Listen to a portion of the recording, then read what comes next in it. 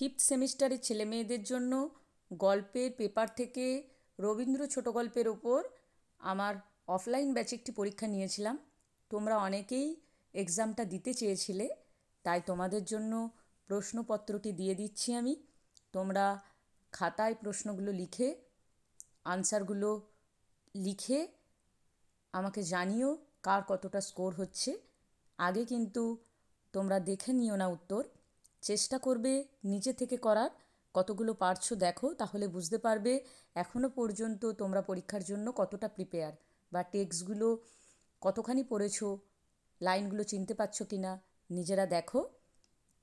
তারপর আমাকে কমেন্ট সেকশানে প্রত্যেকে কিন্তু জানিও কার কত স্কোর হলো।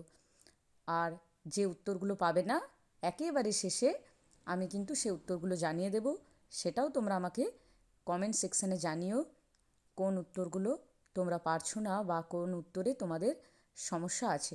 কেমন? আমি আশা করব ফিফথ সেমিস্টারের বেশিরভাগ ছেলেমেয়েই পরীক্ষাটা দেবে। তার কারণ তোমরা পরীক্ষাটা দিলে তোমরা নিজেরাও বুঝতে পারবে যে তোমরা কতখানি প্রিপেয়ার। যদি মনে করো যে প্রশ্ন উত্তর পড়া নেই, তাহলে একদিন সময় নাও, ভালো করে পড়ে নাও, তারপরের দিন প্রশ্ন পেপারটা নিয়ে বসো। কেমন? সোমবার আমার অফলাইন ব্যাচে আধুনিক ছোট গল্পের ওপরও একটা এক্সাম হবে।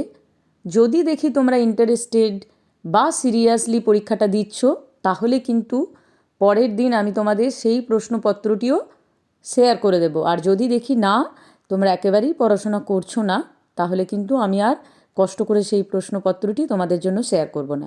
তোমরা ঠিক করো পরীক্ষাটা দেবে কি দেবে না। আজকের ভিডিওটা এই পর্যন্তই। Thank you. প্রত্যেকে কমেন্ট সেকশানে কিন্তু আমাকে নম্বরগুলো জানিও।